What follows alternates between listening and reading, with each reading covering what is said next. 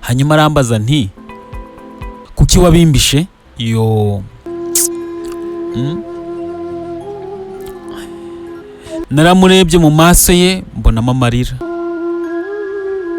ndamubwira nti natinyaga ko utankunda kubera njye. Ijwi ryanjye ryaratitiraga, ndakomeza nti nashaka kumenya ko unkunda byuzuye, kutankunda njyewe n'amafaranga yanjye. Uyu munsi tugiye kuganira ku nkuru y'umuntu witwa Fiete. Nyuma yo kudukurikira hano kuri Gonarike Plus akagenda yumva uburyo twagiye dutambutsa ibiganiro cyangwa se n'abantu bagiye batwandikira hano n'ubuhamya twagiye dutambutsa hano bw'abantu bamwe bagiye bandika, nawe aravuga ati afite inkuru yafasha abantu benshi bagenda badukurikira cyangwa se bakuramo amasomo agiye atandukanye yagenda bafasha muri urugendo rwacu tujya tugira hano ku isi. Ni inkuru y'urukundo ku buryo ari urukundo ngo rwamusenye ariko nanone rukaza kumwubaka aho byamusabye kwigira umukene kugira ngo aze kubona umusore umukunda by'ukuri.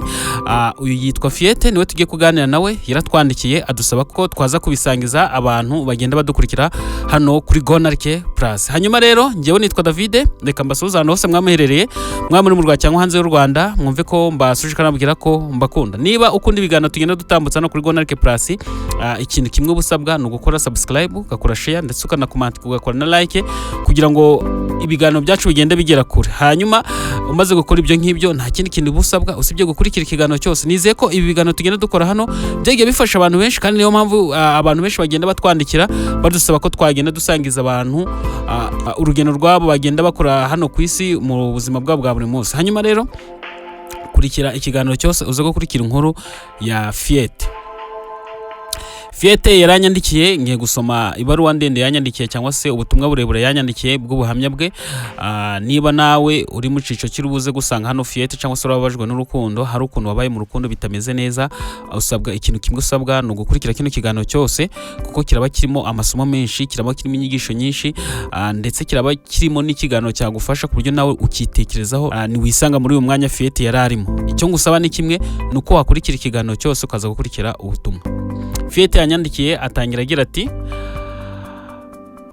njyewe nitwa Fiete, uyu munsi ndashaka kubabwira inkuru y'ubuzima bwanjye, inkuru y'urukundo rwansenye ariko kandi rukananyubaka, inkuru abantu benshi batigeze bumva neza. Uyu ni Fiete watwandikiye ubu butumwa.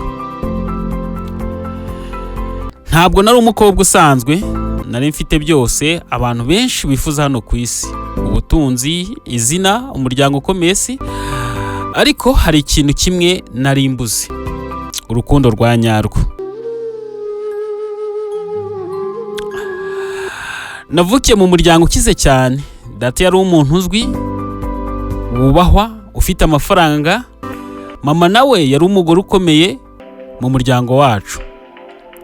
Nakuze mbona ubuzima bw'abantu benshi bifuza cyangwa se ari inzozi zabo ari bwo mbamo: imodoka nziza, inzu nini, imyambaro ihenze n'ibindi bintu byinshi. Aho ntambutse banyubaha, ndetse nanjye ngira na business yanjye bwite, mbona amafaranga menshi. Ariko nubwo nari mfite ibyo byose, nkumva umutima wanjye urimo ubusa. Iyo nakuraga nabonaga ababyeyi banjye batanyumva neza, banzabaga ikintu kimwe gusa: gushaka umugabo ukize uzamura izina ry'umuryango utari umukene. Baravuga ati Fiete, urukundo ni amafaranga, ariko njyewe sinabyumvaga. Nashakaga umuntu unkunda njyewe udakunze ibyo ntunze cyangwa se atankundiye umuryango, ariko sinigeze mbibabwira cyane ko nari nzi ko batabyumva. Umunsi umwe natangiye kwibaza ikibazo gikomeye: ese koko hari abantu bagukunda cyangwa se abantu bankunda batankundiye icyo ndicyo? Icyo kibazo cyaranyobeye, kiyobera umutima wanjye igihe kirekire, kugeza umunsi umwe nahuye n'umusore. Byabereye ku isoko, nari ntwaye ibintu byanjye ntacyo ndimo ndatekereza. Mu buryo butunguranye nakoze impanuka ntoya, ibintu byanjye bigwa hasi. Abantu benshi bararebaga gusa, ariko umwe mu basore bari aho atangira kumfasha kuntoraguza ibintu byanjye, ari we witwa Prince. Prince ntiyavugaga menshi, yari umuntu woroheje, utuje, ariko hari ikintu kidasanzwe cyari muri we. Yari afite umutima utuje. Namurebaga nkibaza nti, ese koko abantu nk'aba baracyabaho? Kuva uwo munsi natangiye kumutekerezaho kenshi. Natangiye kujya mu isoko kenshi, si uko nari nkeneye kujya ku isoko, nashakaga kumubona gusa. Prince nawe yatangiye kumenya, nanjye ndamumenya. Twatangiye kuganira, turavugana, tukabwirana ubuzima, ndetse tukaganira no ku nzozi zacu twese twifuza. Muri we nabonaga ikintu kimwe gusa: ukuri, umutuzo, urukundo rutagira inyungu. Ariko hari ikibazo gikomeye cyane nari mfite. Sinashoboraga kumubwira ukuri kose k'umuntu ndiwe. Sinashoboraga kumubwira ko ndi umukobwa w'umukire. Natinye kumubwira ko yahinduka. Natekerezaga ko yahinduka. Natinye ntekereza ko yankundira amafaranga cyangwa se nkundira amafaranga. Niyo mpamvu nahisemo ikintu kidasanzwe. Namwigizeho umukene nkanjye. Nabayeho mu buzima bworoheje, nambaye imyenda idahenze. Natangiye kubaho nk'umuntu usanzwe mu buzima busanzwe. Prince ntiyigeze anseka, ntiyigeze ambaza byinshi. Yaranyemeraga ukundi, yaransetsaga, akampumuriza, yanaranyumvaga. Ikindi, uko iminsi yagendaga ishira, narushaga kugenda mukunda. Ariko mu rugo iwacu ibi ntibari babizi neza. Mu rugo bari batangiye kumbona ko nahindutse, ko ntagikunda ubuzima bwabo, ko ntagikunda amafaranga yabo nk'uko byari bisanzwe. Papa ararakara cyane, mama atangira kurira, bakambwira ko narengereye. Ariko njyewe nari naramaze gufata icyemezo. Icyo gihe nari ntaramenya neza ibizambaho. Nari nzi gusa ko natangiye urugendo rushya, urukundo rwa nyarwo, urukundo rutagira amafaranga, urukundo ruvuye ku mutima, ariko byari bikiri mu ibanga. Kandi Prince nawe yari ataramenya ko ndi umukobwa w'umukire. Nari maze gufata icyemezo gikomeye, kubaho nk'umukobwa usanzwe, kureka ubuzima bw'ubukire kugira ngo menye urukundo nyarwo.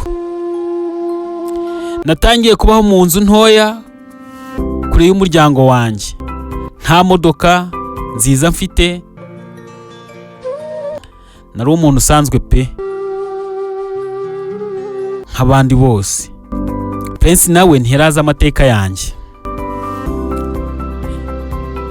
Yantebaga nk'umukobwa woroheje ariko ufite umutima mwiza. Twamaraga igihe kinini turi kumwe, duseka, dutemberana, tuganira, tubwirana ubuzima bwacu. Prince arambwira ati, "Fie, wowe uri umuntu udasanzwe." Ibyo byatumaga umutima wanjye wuzura ibyishimo, kuko nta muntu wari warigeze umbwira amagambo nk'ayo muri bwa buzima bw'ubukire nari ndimo. Ariko mu mutima wanjye hari ikintu cyatangiye kunteza ubwoba. Nabaga nicaye nkibaza, ese nzabwira Prince ryari ukuri? Naramuka amenye ukuri, azakomeza kuntwara ukundi? Ibyo bibazo byose byazaga mu mutima wanjye bigatuma ntaryama. Umunsi umwe Prince yaranyitegereje cyane, arahangije arambwira ati, "Fie, hari ikintu kimwe ntakuziho neza." Umutima wanjye wahise utera cyane. Naracecetse akanya gato, arongera ati wowe ntusa n'abandi bakobwa b'inaha. Icyo gihe nari nzi ko atangiye kumenya ibyanjye cyangwa se atangiye kumenya amabanga yanjye. Nagerageje kumuseka ngo mbihishe, naravuze nti uri kumyirengagiza Play, ntumuntu usanzwe. Ariko nari nzi ko ijwi ryanjye ryavugaga ibinyoma. Prince yaracecetse arandeba gusa.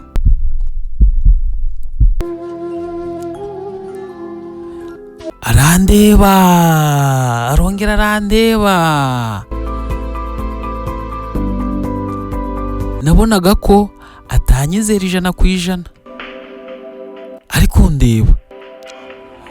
Umunsi umwe twari kumwe tugenda mu muhanda, hanyuze imodoka nziza cyane. Prince arayireba aravuga iti abantu bamwe bafite ubuzima bwiza abandi bifuza kubamo. Hanyuma arangije aranyitegereza arambwira ati wowe Fiete, urumva urihe muri ibi byose? Icyo kibazo cyankoze ku mutima cyane. Nubwo hari ikibazo, urukundo rwacu ntirwacogoye. Dukomeje inkuru ya Prince. Urukundo rwacu rwarakomeje, ahubwo twakomeje gukura kurushaho. Mbega yari umuntu unyumva kurusha abandi bose nigeze menya mu buzima bwanjye. Yanyemeraga no mu minsi mibi yanjye, akangomeza iyo numvaga ntacitse intege. Umunsi umwe nari nicaye njyenyine nijoro mu mvura, naribwiye nti sinshobora gukomeza kubeshya Prince, ngiye kumubwira ukuri kose, ariko sinzi uko nzabimubwira pe, nzabikora nte. Uwo mugoroba warangiye namubwiye, ariko narabyiyemeje ku mutima wanjye ko ngomba kumubwira ukuri kose. Ngiye kukuvuga vuba, kabone niyo byansaba ikiguzi icyo ari cyo cyose, ariko ngomba kumubwira ukuri. Gukomeza kuhisha ntago ari ibintu byiza. Turacyari ku nkuru ya Fiete, n'ukuri kw'Imana. Kandi icyo nari nzi ni uko ukuri kwanjye kuzahindura byinshi hagati yanjye na Prince. Mbega hari igihe ubuzima bugeramo ukumva ibintu byose ubayemo ni ikinyoma, umutima ukakurya ukakubabaza. Niyo mpamvu nahisemo kuvuga ukuri, niyo kwaba kubabaza gute ngomba kukuvuga uyu munsi. Ndabwiza Prince ukuri. Prince. Kandi uwo munsi warageze. Byari nimugoroba, izuba rirenga buhoro, umwuka utuje, ariko umutima wanjye uremerewe. Nari kumwe na Prince, ariko uwo munsi ntago nanyire wa Fiete usanzwe. Nari mfite amagambo aremereye mu mutima. Naracecetse akanya gatoya, mureba mu maso, arambaza ati Fiete, niki gituma utuje gutya uyu munsi? Ijwi ryanjye ryaratitiraga gatoya. Ndavuga nti Prince, hari ikintu ushaka kukubwira, ndashaka kukuvugisha pe. Yahise anshecekesha gato, arambwira ati nari nzi ko hari ikintu ushaka kumbwira. Ndamubwira ati Prince, hari ikintu naguhishe. Prince yahise ansubiza byoroshye ati nari mbizi. Icyo gihe umutima wanjye watangiye guhagarara, urikanga cyane. Natekereje no guhunga ngo mve hamwe nawe, ariko narabyanze. Narwanye n'umutima, ndavuga ngo ngomba kuvuga ukuri. Ngomba kuvuga ukuri pe. Nazamuye umwuka cyane, ndavuga gahoro. Njyewe sinuwutekereza pe, niko nabwiye Prince. Amaso ye yahise ahinduka. Ndakomeza nti ndi umukobwa w'umukire, mfite umuryango ukomeye. Icyo gihe hahise haza ituze rikomeye hagati yanjye nawe. Prince ntiyahise agira icyo avuga ako kanya, yarandebaga gusa nk'uri gushaka kumenya niba ibyo mvuze ari ukuri. Hanyuma arambaza nti kuki wabimbishe? Ijwi rye ryari rituje ariko ririmo agahinda kenshi, ririmo ububabare bwinshi.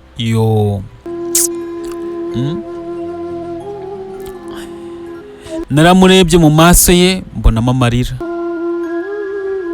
Ndamubwira nti natinyaga ko utankunda kubera njye, ko wankunda kubera amafaranga. Ijwi ryanjye ryaratitiraga. Ndakomeza nti nashaka kumenya ko unkunda byuzuye, kutankunda njyewe n'amafaranga yanjye, ahubwo ukunda kondi. Prince yaracecetse, arahaguruka gatoya atangira kugenda buhoro. Nari nzi ko namubabaje cyane pe, nari nzi ko namubabaje n'ukuri, nari nzi ko nshobora kumutakaza. Hashize akanya yahindukiye arandeba, amaso ye harimo agahinda, intima mu mutima, umubabare bwinshi. Aravuga ati fe, ikimbabaje si uko uri umukire, ikimbabaje ni uko wambeshye. Ayo magambo yankubise hasi nk'inkuba, amarira atangira kumanuka. Ndavuga nti mbabarira Pure, mbabarira, sinari nzi uko nabikubwira, ariko nari nzi ko imbabazi zihoraho zonyine kugira n'umutima mwiza. Prince yahagurutse gatoya aravuga ati nari naragukunze fie, ariko sinzi niba ibyo numvise ari ukuri. Icyo gihe umutima wanjye wacitsemo ibice. Mbega urukundo. Naramurebye mu marira menshi, ndavuga mu ijwi rituje ati ariko rifite imbaraga, niba unkunda ngunda njye, niba unkunda nkunda njye.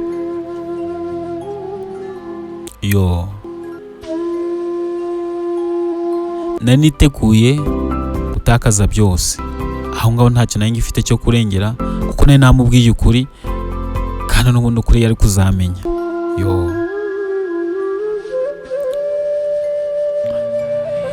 Prince ntihise ansubiza, yaragiye asiga nicaye aho. Uwo mugoroba niwo wambereye umunsi mubi mu buzima bwanjye bwose, ariko nanone niwo natangiyeho urugendo rushya rw'ukuri, rw'ibigeragezo by'urukundo.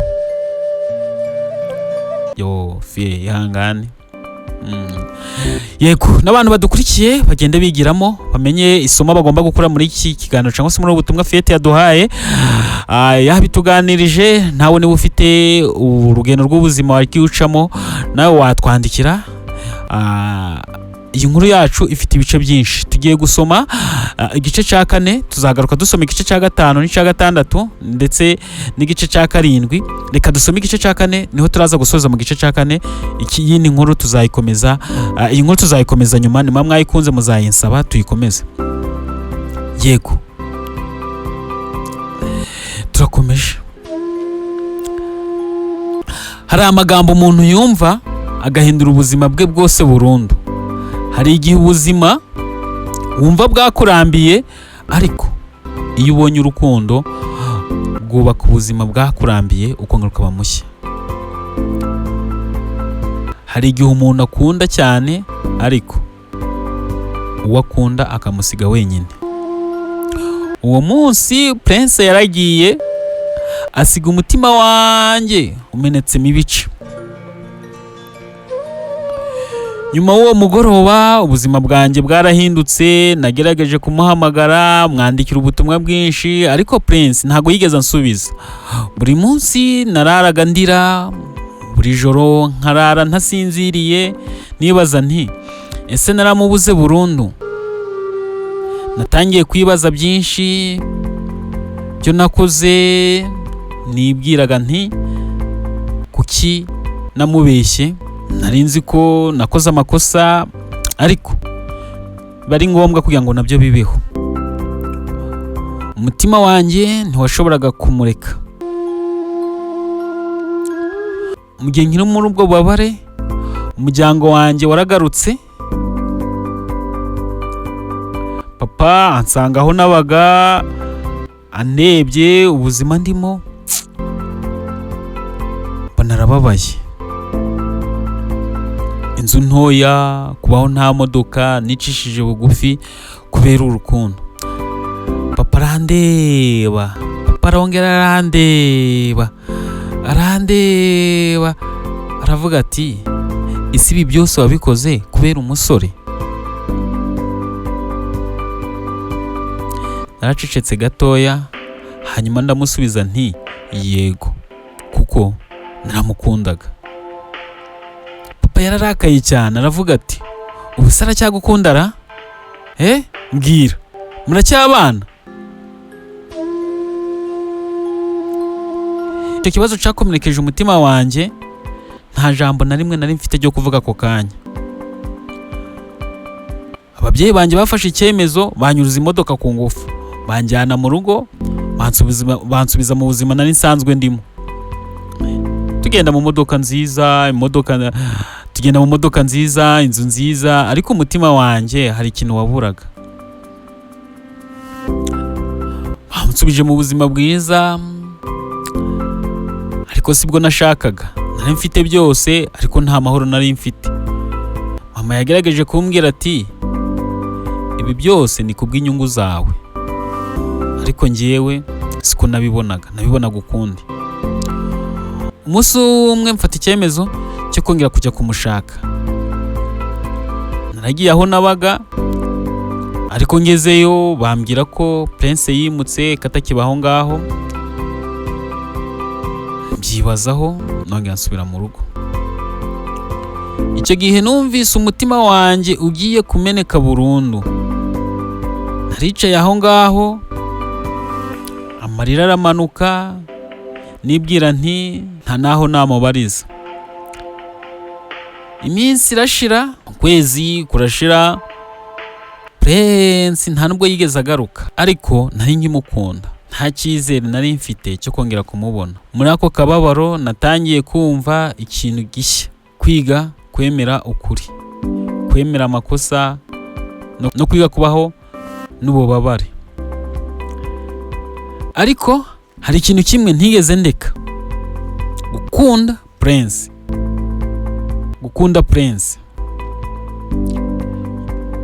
Icyo ntazi ni uko Prince nawe mu rugendo rwe yantekerezagaho rwo gushaka ibisobanuro kuri njye, kandi amaherezo inzira zacu zari kuzongera guhura. Ariko sinari nzi uko bizagenda, nta gitekerezo nari bifiteho. Bega. Iki ni igice cya kane twari dusomye, reka tuzaze gukomeza ku kindi gice kizakurikira ubutaha. Gusa ikintu kirimo ni kimwe, nuko tuba tugomba kumenya abadukunda b'ukuri. Uyu mukobwa yigize umukene kugira ngo abone umusore umukunda, mu gihe abandi basore bose bamukundaga bazaga bakurikiye ubutunzi, imiryango akomokamo, batamukunze ubwe, ahubwo bafite inyungu zabo. Kuko niyo nawe urebye umuntu uje akubwira ko agukunda, uba ugomba kureba impamvu aje akubwira ko agukunda. Rero reka dusoreze igice cyacu cya kane hano. Tuzakomezaho igice cya gatanu, tuzakomezaho ibindi bikurikira nyuma. Reka dusoreze ahangaha. Byacu ni muri episode, tuzakomeza indi episode ikurikira, ariko reka tube dusoreje ahangaha. abantu bagiye badukurikiye, icyo nabasaba ni kimwe, niba wakunze inkuru zacu koresha subscribe kandi witegure ko n'ikindi gice nacyo kizasohoka ku mukobwa wigize umukene kugira ngo abone umusore bakundana. Njyewe nitwa David, ninjye mwakomeje kubana muri iyi nkuru ya Fiet.